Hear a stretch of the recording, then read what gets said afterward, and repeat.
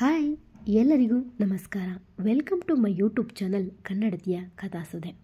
ದಯವಿಟ್ಟು ನಮ್ಮ channel subscribe ಮಾಡಿಕೊಳ್ಳಿ, ಹಾಗೆ ಹೊಸ ಲೇಖಕರನ್ನು ಪ್ರೋತ್ಸಾಹಿಸಿ. ಜೀವವೇ ಪ್ರೀತಿಸು ಜೀವ ಹೋಗುವಂತೆ ಭಾಗ 47. ಆದೇಶ್ ಬುದ್ಧಿವಂತಿಕೆ, ನಿರಂಜನ್ ಇನ್ವೆಸ್ಟಿಗೇಷನ್, ಧೃತಿಯ ಧೈರ್ಯ ಎಲ್ಲವೂ ಒಟ್ಟಾಗಿ ರಜತ್ನನ್ನು ಜೈಲಿನಿಂದ ಬಿಡುಗಡೆ ಮಾಡಲು ಸಹಾಯ ಮಾಡಿದವು. ಸಾರಿ ಧೃತಿ, ಬೈಕ್ ಮುಂದೆ ಚಲಿಸಿದಾಗ ನುಡಿದ. ಯಾಕೆ? ಅವಳಿಗೆ ಗೊಂದಲ. ನಿನ್ನ ಕೋರ್ಟ್ ಕಟಕಟೆಗೆ ಬರೋ ಥರ ಮಾಡಿದ್ದಕ್ಕೆ ನೋವಿತ್ತು ಅವನ ಧ್ವನಿಯಲ್ಲಿ. ಅದೆಲ್ಲ ಏನು ಬೇಡ. ಒಬ್ಬ ನಿರಪರಾಧಿಗೆ ಶಿಕ್ಷೆ ಆಗೋಕ್ಕೆ ನಾನು ಬಿಡಲ್ಲ, ಅದು ಯಾರೇ ಆಗಲಿ, ಅದರಲ್ಲೂ ನಿಮಗೆ ಆಗೋಕ್ಕೆ ಬಿಡೋಕ್ಕಾಗುತ್ತಾ? ಅವನ ಮೇಲೆ ಅಪಾರವಾದ ನಂಬಿಕೆ ಇದೆ ಅವಳಿಗೆ. ಮತ್ತೆ ಅಮ್ಮಮ್ಮ ನಿನ್ನೆ ಏನು ಹೇಳಿದರು? ಅವನು ಹೋದಾಗಿಂದ ಅವರ ಬಗ್ಗೆ ತಿಳಿದಿಲ್ಲವಲ್ಲ. ಪಾಪ ತುಂಬ ಬೇಜಾರು ಮಾಡ್ಕೊಂಡಿದ್ದಾರೆ. ಪದೇ ಪದೇ ನಿಮ್ಮನ್ನು ಅರೆಸ್ಟ್ ಮಾಡಿದ್ದಕ್ಕೆ ಬೇಸರದಿ ನುಡಿದಳು. ನಾವಿಬ್ಬರು ಅವರ ಎದುರು ಮತ್ತೆ ನಾಟಕದ ಜಗಳ ಆಡೋಣ, ಆವಾಗ ಸರಿ ಆಗ್ತಾರೆ. ಅವನ ಮೌನ ಕಂಡು ಅವಳೇ ನುಡಿದಳು. ಓಕೆ ಸೆರೆನ್, ಚಂದದ ನಗು ಸೂಸಿದ. ಡೀಲ್ HP, ತಾನೇನು ಮಾತಲ್ಲೇ ಕಡಿಮೆಯೇ? ಬಾಗಿಲಲ್ಲಿ ಗುಡುಗುಡು ಶಬ್ದ ಕೇಳಿದಾಗ ಹೊರಬಂದರು ಗೌರಮ್ಮ. ಹೇ ನಿಂತ್ಕೊಳ್ಳಿ ಅಲ್ಲೇ ಎಂದವರು ಒಂದು ದೊಡ್ಡ ಕುಂಬಳಕಾಯಿ ತೆಗೆದುಕೊಂಡು, ಹಾದಿಕನ್ನು ಬೀದಿಕನ್ನು ನರಿಕನ್ನು ನಾಯಿಕನ್ನು ಯಾರ ಕಣ್ಣು ಬೆಳೆದಿರಲಿ ನನ್ನ ಮೊಮ್ಮಕ್ಕಳ ಮೇಲೆ ಎಂದರು. ಅಜ್ಜಿ, ಗಿರಿಕನ್ನು ಸೇರಿಸಿಕೊಳ್ಳಿ ಮೆಲ್ಲಗೆ ನುಡಿದಾಗ, ಸುಮ್ಮನೆ ನಿಂತ್ಕೊಳ್ಳೆ ಗದರಿದ ರಜತ್. ಅಜ್ಜಿ ಅವರ ಮುಖ ನೋಡಿದಾಗ, ಗಿರಿಜಾಕನ್ನು ಬೀಳದಿರಲಿ ಎಂದವರು ಸೈಡಿಗೆ ಹೋಗಿ ಎತ್ತಾಕಿ ಬಂದರು. ಹೋಗಿ ಕೈಕಾಲು ತೊಳೆದು ಬನ್ನಿ, ಸಿಹಿ ಮಾಡ್ತೀನಿ ಎಂದವರೇ ಟೇಬಲ್ ಮೇಲೆ ಮಾಡಿದರು. ಅಮ್ಮಮ್ಮ ನಾನು ಬರ್ತೀನಿ ಅಂತ ಅಷ್ಟೊಂದು ನಂಬಿಕೆ ಇತ್ತ? ಕಣ್ತುಂಬಿತ್ತು ರಜತ್ಗೆ. ನನ್ನ ಮೊಮ್ಮಗನ ಬಗ್ಗೆ ನನಗೆ ಗೊತ್ತಿಲ್ವಾ? ನೀನೇನು ತಪ್ಪು ಮಾಡಿಲ್ಲ ಅಂತ ನಂಗೆ ಗೊತ್ತಿತ್ತು. ಅಲ್ಲದೆ ಇವಳು ಬೆಳಗಿನವರೆಗೂ ನಿದ್ದೆ ಮಾಡದೆ ಒದ್ದಾಡಿ ಬೆಳಗ್ಗೆ ಓಡಿ ಹೋಗಿದ್ದಾಳೆ. ಸಣ್ಣದಾಗಿ ನಕ್ಕವರಿಗೆ ಅವನ ಗಾಯಗಳು ಕಂಡವು. ಇದೇನಪ್ಪ ಮುಖದ ಮೇಲೆ ಗಾಯ? ಅವನ ಮುಖವೆಲ್ಲ ಸವರಿದಾಗ, ಆ ಕಿರಣ್ ಇದ್ದಾನಲ್ಲ ಅಜ್ಜಿ, ಅವನೇ ಹೊಡೆದದ್ದು. ರಜತ್ಗಿಂತ ಧೃತಿಗೆ ಕೋಪ ಬಂದಿದೆ.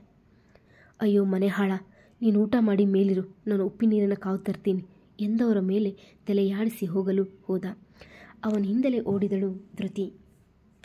HP ಅವನು ಡೋರ್ ಓಪನ್ ಮಾಡುವ ಮುನ್ನವೇ ಅವನ ಹಿಂದೆ ನಿಂತಿದ್ದಳು. ಏನು ಡೋರ್ ತೆಗೆಯುತ್ತಾ ನುಡಿದ. ನೀವು ಫ್ರೆಶ್ ಅಪ್ ಆಗಿಬಿಡಿ. ಅವನ ಮಾತಿಗೆ ಒಮ್ಮೆ ಹಿಂತಿರುಗಿ ಲುಕ್ ಕೊಟ್ಟು, ಆಗಲ್ಲ, ಸ್ನಾನನೇ ಮಾಡಿ ನಿನ್ನೆಯಿಂದ ಅದೆಷ್ಟು ಒದ್ದಾಡಿದೇನೋ ಅವನು, ಮೈ ರಿಲೀಫ್ ಆಗುತ್ತೆ. ಅವಳ ಮಾತಿಗೆ ಒಪ್ಪಿ ಸ್ನಾನಕ್ಕೆ ನಡೆದ. ಅವನ ನಂತರ ಅವಳು ಫ್ರೆಶ್ ಅಪ್ ಆಗಿ ಬಂದಳು. ಅಜ್ಜಿ ಯಾವುದಾದ್ರೂ ರಾಜ್ಕುಮಾರನ ಕತೆ ಹೇಳ್ತಾ ಊಟ ಮಾಡಿಸಿ. ಟೇಬಲ್ ಮೇಲೆ ಇಟ್ಟಿದ್ದ ತಟ್ಟೆ ಹೆಸರಿಸಿ ನುಡಿದಳು. ಸರಿ, ಇಬ್ಬರು ಜೊತೆಗೆ ನೆಲದ ಮೇಲೆ ಕೂರಿ ಎಂದವರು ಒಂದು ತಟ್ಟೆಗೆ ಅನ್ನ ಬಡಿಸಿಕೊಂಡರು. ಒಂದೂರಲ್ಲಿ ಒಬ್ಬ ರಾಜ ಇದ್ದ. ಆ ರಾಜನಿಗೆ ಪಕ್ಕದ ದೇಶದ ರಾಜನ ತಂಗಿ ಜೊತೆ ಮದುವೆಯಾಗಿತ್ತೆ.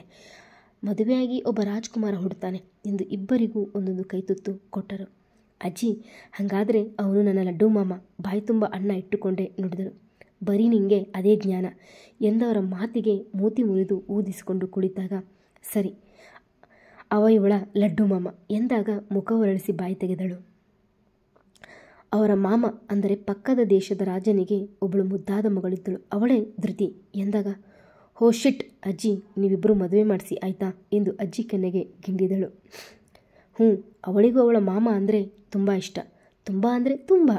ಅವರಿಬ್ಬರು ಒಬ್ಬರನ್ನೊಬ್ಬರು ಬಿಟ್ಟು ಇರುತ್ತಿರಲಿಲ್ಲ. ಆದರೆ ಒಂದು ದಿನ ಮಳೆ ಜೋರಾಗಿ ಬಂದು ದೇಶ ಎಲ್ಲ ಮುಳುಗಿ ಎಲ್ಲರೂ ಸತ್ತು ಹೋಗುತ್ತಾರೆ. ಅಜ್ಜಿ, ಕಥೆಯಲ್ಲೂ ನಮ್ಮನ್ನು ಒಂದು ಮಾಡಲಿಲ್ಲ ನೀನು, ಅಳುತ್ತಾ ನುಡಿದವಳ ಕಣ್ಣು ಒರೆಸಿ. ತಡ್ಕೋ ಸ್ವಲ್ಪ. ಆದರೆ ಅವಳ ಮಾಮ ಮಾತ್ರ ಸಾಯಲ್ಲ. ಅವನು ಧೃತಿಯನ್ನು ಹುಡುಕಿಕೊಂಡು ಬಂದ. ಅವರಪ್ಪನ್ನ ಕೇಳಿ ಮದುವೆಯಾದ. ಖುಷಿನಾ ಎಂದು ಅವಳ ಕಣ್ಣುರಳಿಸಿದಳು. ಇಲ್ಲ ಅತ್ತೆ, ಅವ ಮಾವನೂ ಇರಬೇಕಾಗಿತ್ತು ಎಂದು ಹೇಳಿ ಅವರ ಮಡಿಲಿಗೆ ಬಿದ್ದಳು. ಏನು ಮಾಡಬೇಕು ಹೇಳು? ಆಗೋದೆಲ್ಲ ಒಳ್ಳೆಯದಕ್ಕೆ, ಸುಮ್ಮನೆ ಅಳಬೇಡ, ಮಲ್ಗು ಎಂದು ಅವಳಿಗೆ ನೀರು ಕುಡಿಸಿ ಮಲಗಿಸಿದರು. ಅವರ ಮಡಿಲ ಮೇಲೆ ಗುಬ್ಬಿ ಮರಿಯ ಹಾಗೆ ಮಲಗಿದಳು. ನೋಡಪ್ಪ, ಇದನ್ನು ಎಲ್ಲ ವಿಷಯದಲ್ಲೂ ಬುದ್ಧಿ ಉಪಯೋಗಿಸಿ ದೊಡ್ಡವಳ ಥರ ಮಾತಾಡಿದರೆ ಅವಳ ಲಡ್ಡು ಮಾಮನ ವಿಷಯದಲ್ಲಿ ಮಾತ್ರ ಚಿಕ್ಕ ಹುಡುಗಿನೇ. ನಗುತ್ತಾ ಮಲಗಿದವಳ ಮೆಲ್ಲೆಗೆ ಸರಿಸಿ ಒಳ ನಡೆದರು. ಮಲಗಿದವಳ ತೆಕ್ಕೆಗೆ ಎತ್ತಿಕೊಂಡು ಮೇಲೆ ಹೊರಟ. ನಿನ್ನ ಅಂಗಿ ಬಿಚ್ಚಿ ಮಲ್ಕೊಳಪ್ಪ, ಎಲ್ಲೆಲ್ಲಿ ನೋವಾಗಿದೆ ಶಾಖ ಕೊಡ್ತೀನಿ. ಸೋಫಾ ಮೇಲೆ ಕುಳಿತಿದ್ದ ರಜತ್ ನುಡಿದರು ಅಜ್ಜಿ. ಸರಿ ಅಮ್ಮಮ್ಮ ಎಂದು ಶರ್ಟ್ ತೆಗೆದು ಅಲ್ಲೇ ಉರುಳಿದವ. ನೋಡಿ ಇಲ್ಲಿ ಬಾರೋ, ನಿನ್ನ ಹೆಂಡತಿ ಪಕ್ಕ ಮಲಗು, ಹಾಸಿಗೆ ದೊಡ್ಡದಾಗಿದೆ, ಮೈಕೈ ನೋವಾಗಲ್ವಾ ಎಂದಾಗ ಮಲಗಿದ್ದ ಧೃತಿಯೊಮ್ಮೆ ನೋಡಿ ಅವರ ಕಡೆ ನೋಡಿದ. ಮಂಚದ ತುದಿಯಲ್ಲಿ ಮಲಗಿದೆ. ನನಗೆಲ್ಲ ಗೊತ್ತು ರಾಜ, ನಿಮ್ಮಿಬ್ಬರ ನಡುವೆ ಏನೂ ಸರಿಯಿಲ್ಲ ಅಂತ. ಅವಳಿಗೂ ನಿನ್ನ ಮೇಲೆ ಪ್ರೀತಿ ಇದೆ, ಆದರೆ ಅವಳ ಮಾಮನ ಮೇಲಿನ ಪ್ರೀತಿ ಒಂದು ಕೈ ಜಾಸ್ತಿ ಅಷ್ಟೇ. 10 ವರ್ಷ ಪ್ರೀತಿ ಕೊಟ್ಟವನಿಗಾಗಿ 11 ವರ್ಷದಿಂದ ಕಾಯ್ತಾ ಇದ್ದಾಳೆ. ನೀನು ಆ ಪ್ರೀತಿಯನ್ನು ಒಂದೇ ವರ್ಷದಲ್ಲಿ ಗೆದ್ದಿದ್ದೀಯ. ಅವಳಿಗೆ ಗೊಂದಲ ಇದೆ. ಆಯ್ಕೆ ಮಾಡುವ ಸಮಯ ಬಂದಾಗ ನೀನೇ ಲಡ್ಡು ಮಾಮ ಅಂತ ನಿನ್ನೆ ಅವಳು ಹತ್ತಿರ ಆಗು ಎಂದು ಬುದ್ಧಿ ಹೇಳಿದ ಇಬ್ಬರ ತೇಲಿಸವರಿ ಹೊರಟರು. ಬೆಡ್ ಮೇಲಿಂದ ಎದ್ದವ ಅವಳನ್ನೊಮ್ಮೆ ನೋಡಿದ. ಮುದ್ದು ಮುಖ, ಅರಳೋ ಕಂಗಳು, ಎಚ್ಚರವಿದ್ದಾಗ ಒಮ್ಮೆಯೂ ಮುಚ್ಚದ ತುಟಿಗಳಲ್ಲಿ ಮಾಸದ ತಿಳಿನಗು. ಏನನ್ನು ಯೋಚಿಸಿದವ ಅವಳ ಅಂದ ಬಚ್ಚಿಟ್ಟಿದ್ದ ಕಾಗದ ತೆಗೆದ. ಬಹುಬೇಗ ಬಾ ನನ್ನ ಲಡ್ಡು ಮಾಮ, ನನ್ನೆಡೆಗೆ ಕಾದಿಟ್ಟಿರುವ ಬೆಟ್ಟದಷ್ಟು ಪ್ರೀತಿಯ ನಿನ್ನೆಡೆಗೆ. ನಾ ಹಂಚಿಕೊಳ್ಳಲಾರೆ ನಿನಗಾಗಿ ಮೀಸಲಿಟ್ಟ ಪ್ರೀತಿಯ. ತುಂಬ ಕಾಯಿಸಬೇಡವೋ ಈ ಮಂಕು ತಿಮ್ಮಯ್ಯ. ದಿನ ದಿನವೂ ಕುಗ್ಗುತ್ತಿದೆ ಕಾಯುವ ಶಕ್ತಿ. ಕೊನೆಗೂ ಸಿಗುವುದೇ ನನ್ನ ಕಾಯುವಿಕೆಗೆ ಮುಕ್ತಿ. ನನಗಾಗಿ ನೀಡುವೆಯ ಒಂದು ಹಿಡಿ ಪ್ರೀತಿ. ಇನ್ನು ಹೇಗೆ ಹೇಳಬೇಕು ನಿನಗೆ ನನ್ನ ಪ್ರೀತಿಯ ರೀತಿ. ಮಾಮ, ನಿನಗಾಗಿ ಎಂದು ಪತ್ರ ಬರೆದಿಲ್ಲ. ಇದು ಮೊದಲ ಹಾಗೂ ಕೊನೆಯ ಪತ್ರ. ನಿನ್ನ ನೆನಪಿನಲ್ಲೇ ಬದುಕುತ್ತಿದ್ದೆ. ನನ್ನ ಪ್ರಪಂಚಕ್ಕೊಂದು ಕಳ್ಳ ಹೆಜ್ಜೆ ಇಟ್ಟು ಒಳ ಬಂದರು ರಜತ್. ಮೊದಮೊದಲು ಅದೇನೋ ಸೆಳೆತಾ ಇತ್ತು. ಅವರನ್ನೇ ನೀನೆಂದು ಭಾವಿಸಿದ್ದೆ. ಆದರೆ ಅವರ ನಿಜ ಗೊತ್ತಾದ ಮೇಲೆ ಮತ್ತೆ ನಿನಗಾಗಿ ಕಾಯುತ್ತಿರುವೆ. ನೀನೇ ತುಂಬಿದ್ದ ಈ ಹೃದಯದ 50 ಭಾಗ ಅವರು ಆವರಿಸಿದ್ದರೆ, ಈಗಲೂ ನೀನೇ ಬರದೆ ಹೋದರೆ ಉಳಿದ 50 ಭಾಗ ಅವರೇ ಆವರಿಸುತ್ತಾರೇನೋ. ಆದರೆ ನಾ ಎಂದೂ ನಿನಗೆ ಮೋಸ ಮಾಡಲಾರೆ. ಹಾಗೆ ಆಗುವ ಮುನ್ನ ಈ ಧೃತಿ, ನಿನ್ನ ಮಂಕುತಿಮ್ಮಿ, ನಿನ್ನ ಅತ್ತೆ ಮಾವನ ಬಳಿಗೆ ಹೋಗುತ್ತಾಳೆ. ಅಲ್ಲಿ ಹೋಗಿ ಅತ್ತೆ ಮಾವನಿಗೆ ಕಂಪ್ಲೇಂಟ್ ಮಾಡ್ತೀನಿ. ಬರ್ತೀಯಾ ಅಲ್ವಾ? ಇಂತಿ ನಿನ್ನ ಪ್ರೀತಿಯ ರಾಕ್ಷಸಿ. ಓದಿದವನ ಕಣ್ಣಿಂದ ನೀರು ಜಾರಿತು. ಅದೇನೋ ನಿದ್ರಿಸಿದವ ಸುಮ್ಮನೆ ಮಲಗಿಬಿಟ್ಟ. ಅಂದು ಪೂರ್ತಿ ಅವಳ ತಂಟೆಗೆ ಹೋಗಲಿಲ್ಲ ಅವ. ಮಾರನೆಯ ದಿನ, ರಜತ್, ನೀವ್ಯಾಕೆ ಅಲ್ಲಿ ಮಲಗಿದ್ದು? ನಾನಾಗ ಹೇಳಿದ್ದು, ಇವತ್ತು ಅಲ್ಲಿ ಯಾಕೆ ಮಲಗಿದ್ದೀರಾ? ಸೋಫಾ ಮೇಲೆ ಮಲಗಿದನ ಕಂಡು ಬೆಳಿಗ್ಗೆ ಜಗಳ ತೆಗೆದಳು. ನನಗೆ ನಿದ್ದೆಯಲ್ಲಿ ಒದ್ದಾಡೋ ಅಭ್ಯಾಸ ಇದೆ ಎಂದ. ಅವಳ ಕಡೆ ನೋಟ ಬೀರಿ. ಸರಿ, ನೀವು ಇವತ್ತಿಲ್ಲಿ ಮಲಗಿ, ನಾನು ಅಲ್ಲಿ ಮಲಗ್ತೀನಿ ಎಂದವಳು ಬಟ್ಟೆ ತೆಗೆದುಕೊಂಡು ಓಡಿದಳು ಬಾತ್ರೂಮ್. ಮುದ್ದು ಮುದ್ದು ಎಂದವ ತಲೆಗೆ ಒಂದು ಹೊಡೆದುಕೊಂಡು ಜಿಮ್ ಮಾಡಲು ನಡೆದ.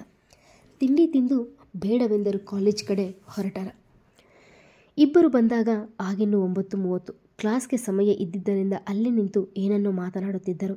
ರಜತ್, ನಮ್ಮ ಸಂದು ಇದ್ದಾಳಲ್ಲ, ಅವಳು ಜೋಕರ್ ಗೊತ್ತಾ? ನಮ್ಮ ಗ್ಯಾಂಗಲ್ಲಿ ನಗುತ್ತಾ ನುಡಿದಳು. ಯಾಕೆ? ಅವಳು ಕೊಡೋ ಒಂದು ಎಕ್ಸ್ಪ್ರೆಷನ್ ನೋಡಬೇಕು ನೀವು. ನೋಡಿಲ್ಲ? ಅವತ್ತು ತೆಗೆದಿದ್ದು ಒಂದು ಫೋಟೋ ತೋರಿಸಿದಳು. ವಾವ್, ನೀವು ತುಂಬ ಎಂಜಾಯ್ ಮಾಡ್ತೀರಲ್ಲ ಎಂದ. ಹಾಂ, ತುಂಬ. ನನ್ನ ಗ್ಯಾಂಗ್ ಅಂದರೆ ಪ್ರಾಣ ಎಂದು ಹೇಳುವಾಗ ಇದ್ದಕ್ಕಿದ್ದಂತೆ ಒಂದು ಹುಡುಗಿ ಓಡಿ ಬಂದು ಅವನ ಕೊರಳನ್ನಪ್ಪಿದಳು. ತನ್ನ ಜೊತೆ ಮಾತನಾಡುತ್ತದೆ ನಿಂತ ಕೊರಳಿಗೆ ಓಡಿ ಬಂದು ಜೋತು ಬಿದ್ದ ಹುಡುಗಿಯ ಎವೆಕ್ಕಿದ ನೋಡಿದಳು ಧೃತಿ. ತನಗಿಂತ ಚೂರು ಬೆಳ್ಳಗಿದ್ದಾಳೆ. ಡ್ರೆಸ್ ಸೆನ್ಸ್ ಎಲ್ಲ ಫಾರಿನ್ ಥರದ್ದೇ ಇದೆ. ಆದರೂ ಎಲ್ಲೂ ಮೀರಿದ ಬಟ್ಟೆ, ತಲೆ ಕೂದಲು ಹಾರಾಡುತ್ತಿದೆ. ಮಿಸ್ ಯು ಸೋ ಮಚ್ ರಾಜಿ. ರಜತ್ ಕೊರಳು ಜೋತು ಬಿದ್ದು ಅವನನ್ನು ರಾಜಿ ಎಂದು ಕರೆಯುತ್ತಿದ್ದಳು. ಸೇಮ್ ಹಿಯರ್ ತಾರು. ನಿನ್ನ ನೋಡಿದ್ರೆ ಇವತ್ತು ಬಂದಿದ್ದೀಯಾ?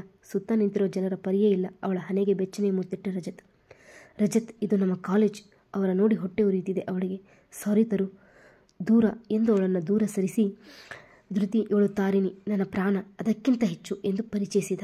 ಥ್ಯಾಂಕ್ ಯು ರಾಜಿ ಎಂದು ಧೃತಿ ಕಡೆ ತಿರುಗಿ ಇವಳು ಎಂಬಂತೆ ನೋಟ ಎಸೆದಾಗ, ನನ್ನ ಸ್ಟೂಡೆಂಟ್ ಧೃತಿ ಅಂತ ಎಂದು ಪರಿಚಯ ಮಾಡಿಸಿದ. ಓ, ಸ್ಟೂಡೆಂಟಾ ಎಂದು ಬಾಯಿ ತೆಗೆದ ಧೃತಿ ಅವನಡೆ ಕೆಂಗನ್ನು ಬೀರಿದಳು.